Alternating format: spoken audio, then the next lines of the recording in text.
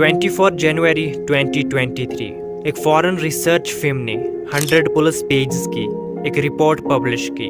Report में accused किया गया इंडिया के सबसे पावरफुल बिजनेस ग्रुप पर स्टॉक मैनिपुलेशन, अकाउंटिंग फ्रॉड और सिर्फ 48 घंटों में लाखों इन्वेस्टर्स के पोर्टफोलियोज रेड हो गए और 10 लाख करोड़ से ज्यादा मार्केट वैल्यू वाइप आउट हो गई। और एक आदमी जो दुनिया की टॉप रिचेस्ट लिस्ट में था, उसकी नेटवर्थ बिलियन से गिर गई।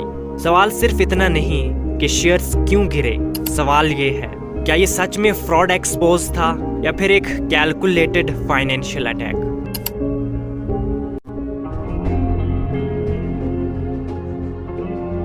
देखो, सबसे पहले समझते हैं कि अडानी ग्रुप क्या है।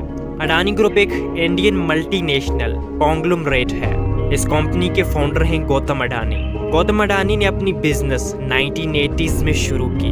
ट्रेडिंग से स्टार्ट करके उन्होंने gradually ports, power plants, airports, renewable energy infrastructure में एक्सपेंशन किया और अडानी ग्रुप इंडिया का लार्जेस्ट पोर्ट ऑपरेटर बन गया।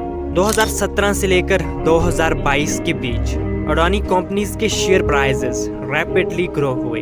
इन्वेस्टर्स के लिए ये ग्रोथ एक्स्ट्रा ऑर्डिनरी थी और 2022 तक गौतम अडानी दुनिया के टॉप 3 रिचेस्ट लोगों में शामिल हो गया। मार्केट में कॉन्फिडेंस हाई था, लेकिन फिर आया जनवरी 2023 और हुई हिंडनबर्ग रिसर्च। अब हम पहले समझते हैं कि ये हिंडनबर्ग रिसर्च क्या है। हिंडनबर्ग रिसर्च एक यूएस बेस्ड रिसर्च फर्म है।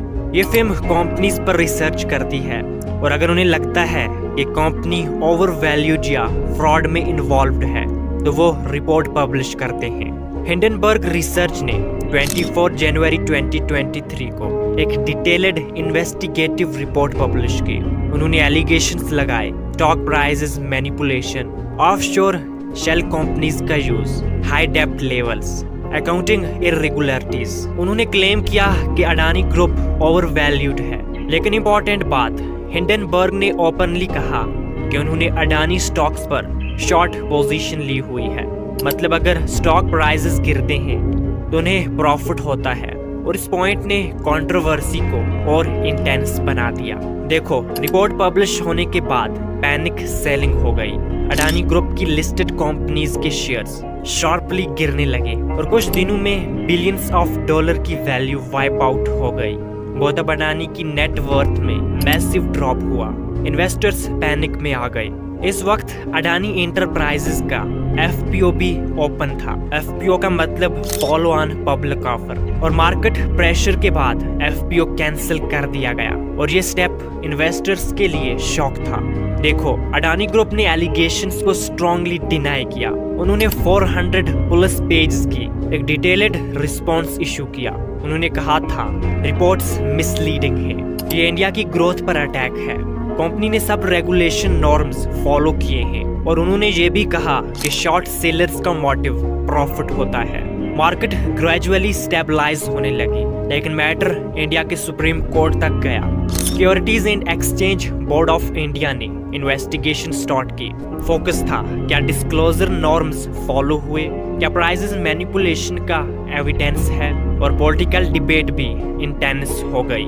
लेकिन फाइनल कंक्लूजन लीगल और रेगुलेशन फाइंडिंग्स पर डिपेंड करता है। देखो, इस केस में कुछ इंपॉर्टेंट क्वेश्चन राइज किए कि इंडियन कंपनीज की वैल्यूएशंस ट्रांसपेरेंट है, शॉर्ट सेलिंग इथिकल है या मार्केट मैनिपुलेशन, रिटेल इन्वेस्टर्स को कैसे प्रोटेक्ट किया जाए। ये सिर्फ एक कंपनी की स्टोरी है, ये इंडिया की एक फाइनेंशियल सिस्टम की क्रेडिबिलिटी का टेस्ट था और आज भी डिबेट क्लियर नहीं है। एक साइड कहते हैं कि हिंडनबर्ग ने फ्रॉड एक्सपोज किया, दूसरी साइड कहते हैं ये एक प्रॉफिट ड्रिवन अटैक था। देखो, फाइनल ट्रुथ तो इन्वेस्टिगेशंस और लीगल फाइंडिंग्स पर डिपेंड करता है, लेकिन एक बात क्लियर है, स्टॉक मार्केट सिर्फ नंबर्स की गेम नहीं, यहाँ ट्रस्ट सबसे इम्पोर्टेंट करेंसी होती है। इस कंट्रोवर्सी ने एक चीज क्लियर कर दी, चाहे आप बिलियनर हो या small investor, market sentiment seconds में चेंज हो सकते हैं। अडानी वर्सेस हिंडनबर्ग केस ने इंडिया की फाइनेंशियल सिस्टम को टेस्ट किया और शायद फ्यूचर में भी ये केस रेफरेंस पॉइंट बने।